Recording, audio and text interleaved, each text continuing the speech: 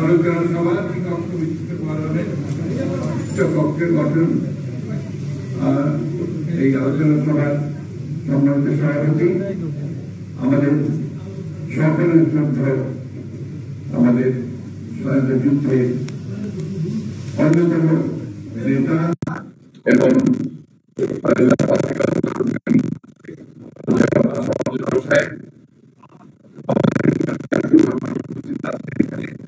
আমার ছাত্র রাজনীতির নেতা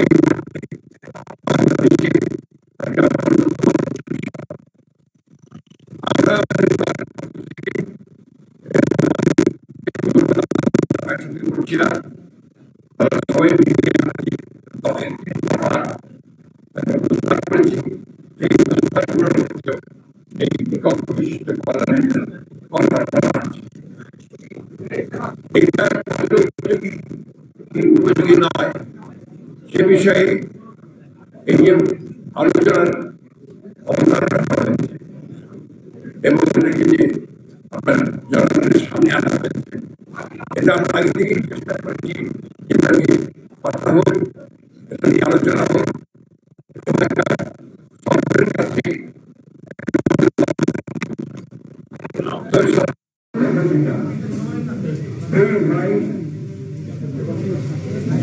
সংস্কার পরিবর্তন এটা জনগণের অংশগ্রহণ করা সম্ভব হওয়া উচিত নয়।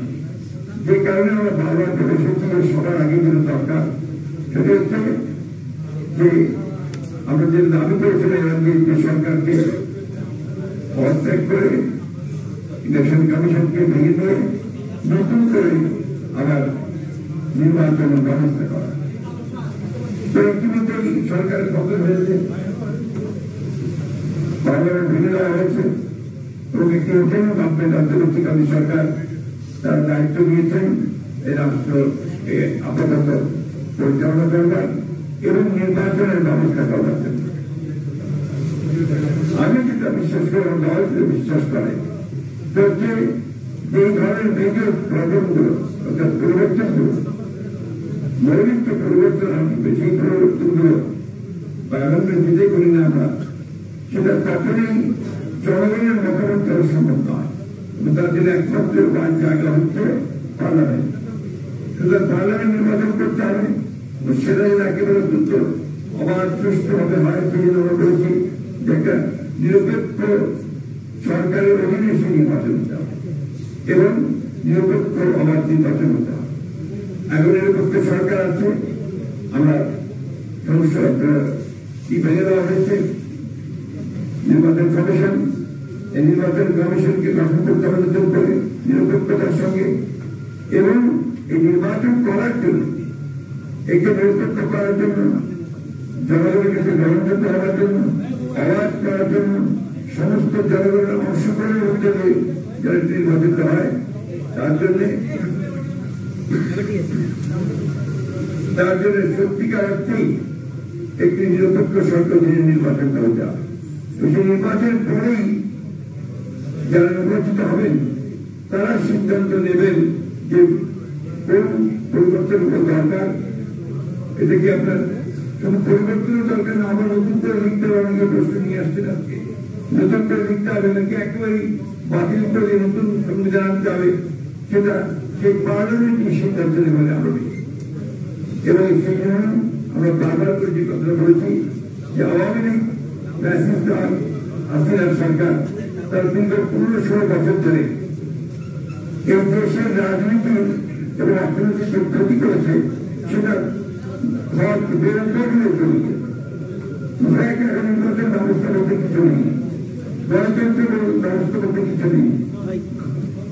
গণতন্ত্রের যে প্রতিষ্ঠানগুলো সেই প্রতিষ্ঠানগুলোর সবগুলো ধ্বংস করে দেওয়া হয়েছে, প্রশাসনিক ব্যবস্থাকে ভেঙে ফেলা হয়েছে, অর্থনৈতিক ব্যবস্থাকে একটা লুটপাটের রাজত্ব সৃষ্টি করা হয়েছে এবং জুডিশিয়ারি বিচার ব্যবস্থাকে সে একইভাবে কুক্ষিগত করে দুর্নীতিকরণ করে সেটাকে মানুষের শেষ পাতে নিয়ে গেল।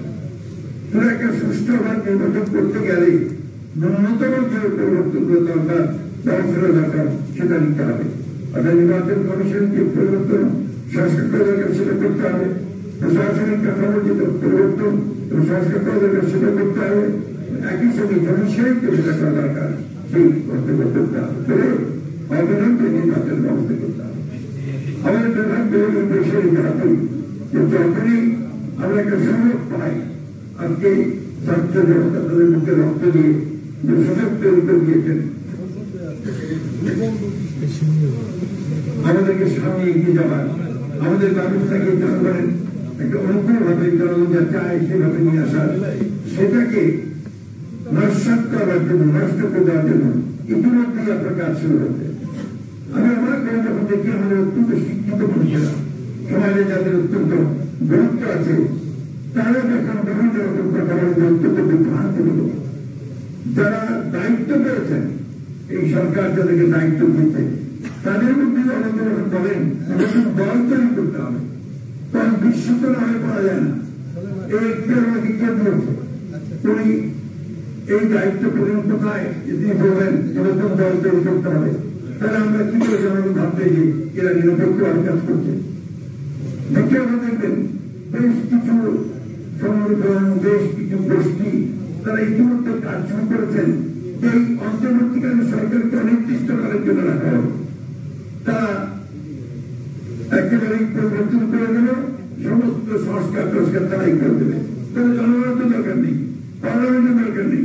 আমি যখন আজকে আমি পত্রিকার নাম বলছি না, একটি পত্রিকায় দিয়েছে একটা জরিপের বরাদ দিয়ে, এই জরিপ কারা করেছে আমি কি করতে পারবো না, নাম দিয়েছে ব্ল্যাক ইনস্টিটিউট। আমি জানি না তারা কিভাবে জরিপটা করেছে। তারা বলছে 80% লোক চায় যে যতদিন খুশি এই সরকার থাকুক। এটা আমি জানি না তারা এই কথাগুলো করতে গিয়ে পেল কিভাবে পেল, জনগণ এটা কোনোদিনই মেনে নেবে। এই ধরনের কথা, এই ধরনের রিপোর্ট করার থেকে আমার মনে হয় ভেবে চিন্তেই করা উচিত এবং এটা যেন বিভ্রান্তির সৃষ্টি না হয় সে বিষয়টাও আমাদের খেয়াল রাখতে হবে। আমি বক্তব্য দীর্ঘ করবো না, আমি শুধু একটা কথা শেষ কথা বলতে চাই। প্রথমে আজকে অনেক ত্যাগ প্রতিজ্ঞার পরে আমরা দীর্ঘ 17-18 বছর ধরে আমরা নির্যাতিত হয়েছি। আমাদের গণতন্ত্রের আপসী নেতৃত্বে সচিব এবং খালেদা জিয়া তিনি দীর্ঘকাল কারাগারে থেকেছেন 6-7 বছর ধরে, অত্যন্ত অসুস্থ হয়ে পড়েছেন। আমাদের নেতা তারেক রহমান সাহেব নির্বাচিত হয়ে বিদেশে আছেন। আমাদের প্রায় 60 লক্ষ মানুষের বিরুদ্ধে যারা গণতন্ত্রের সংগ্রাম করে লড়াই করেছি, তাদের 60 লক্ষ মানুষের বিরুদ্ধে মিথ্যা মামলা হয়েছে। আমি আজকে এই সভা থেকে এই দাবি আবারও স্থাপন করছি, আহ্বান জানাচ্ছি সরকারকে অবিলম্বে এই মিথ্যা মামলাগুলো, যেগুলো হয়রানিমূলক মামলা করা হয়েছে, গায়েবী মামলা করা হয়েছে, তার সংখ্যা প্রায় 1,45,000 মতো অবিলম্বে প্রত্যাহার করা হবে। আরেকটি দাবি আমরা আরো জানতে চাই যে এই সংগ্রামে স্বৈরাচার বিরোধী এবং হাসিনা বিরোধী সংগ্রামের মধ্যে যারা পঙ্গু হয়েছেন, নিহত হয়েছেন, আহত হয়েছেন, তাদেরকে ক্ষতিপূরণ দেওয়া এবং তাদের পরিবারকে পর্যাপ্ত ক্ষতিপূরণ দেওয়ার ব্যবস্থা করতে হবে। আমরা আশাবাদী বাংলাদেশের মানুষ সবসময় কিন্তু লড়াই করেছে, সংগ্রাম করেছে। যখনই তাদের উপরে অত্যাচার, নির্যাতন, নিপীড়নের মাত্রা চরমভাবে বেড়ে গেছে, যখন শাসক গোষ্ঠী বাংলাদেশের মানুষকে তারা পুরোপুরিভাবে ব্যবহার করতে চেয়েছে, তখন মানুষ কিন্তু বিদ্রোহ করেছে। সেই বিদ্রোহের ফলে কিন্তু আমরা আজকে অবস্থাটা পেয়েছি, যে অবস্থাটা আমাদের একটা নতুন সুযোগ সৃষ্টি হয়েছে। আসুন আমরা সবাই মিলে এই সুযোগ থেকে কাজে লাগিয়ে সত্যিকার অর্থে দ্রুত সময়ের মধ্যে আমরা যেন জনগণের নির্বাচিত একটি পার্লামেন্ট নিয়ে তার দ্বারাই সরকার সমাধান করতে পারি, সেই চেষ্টাটা আমাদের করতে হবে। আরেকটি কথা আমি এই অন্তর্বর্তীকালীন সরকার ইন্টারিম গভর্নমেন্টকে বলতে চাই যে এখনো আপনাদের প্রশাসনে কিন্তু সেই সমস্ত ব্যক্তিরা রয়ে গেছেন যারা ফ্যাসিস্ট সরকার রেজিমকে দীর্ঘস্থায়ী করার জন্য লুণ্ঠন, বিত্তায়ন এবং সমস্ত প্রতিষ্ঠানকে ভেঙে ফেলার জন্য তারা কাজ করেছে, মদত দিয়েছে, প্রশ্রয় নিয়েছে। তাদেরকে এখনো কিন্তু সেই সমস্ত জায়গা থেকে অপসারণ করা হয়নি। আমি আবার জানাবো অতি দ্রুত তাদেরকে চিহ্নিত করে জায়গাগুলোকে পরিস্থিতি হয় সেই জায়গাগুলিকে সরিয়ে দিয়ে এই দেশকে অন্তত একটা এমন একটা কাঠামো তৈরি করেন যেখানে একটু নিরাপত্ত নির্বাচন হতে পারে, যেখানে নিরাপত্ত হতে পারে এবং সমস্ত রাজনৈতিক দলগুলো তাদের প্রোগ্রামে তারা জনগণের সঠিক উপস্থিত হতে পারেন, জনগণের সঠিক সিদ্ধান্ত নিতে সক্ষম হয়। ধন্যবাদ আমাদের সকলকে। আমি আবারও এই বক্তব্য শেষে আমাদের শ্রদ্ধা নেতা যারা আসাম আব্দুল্লাহ ভাই আরোগ্য কামনা করছি, সুস্বাস্থ্য কামনা করছি, দীর্ঘায়ু কামনা করছি।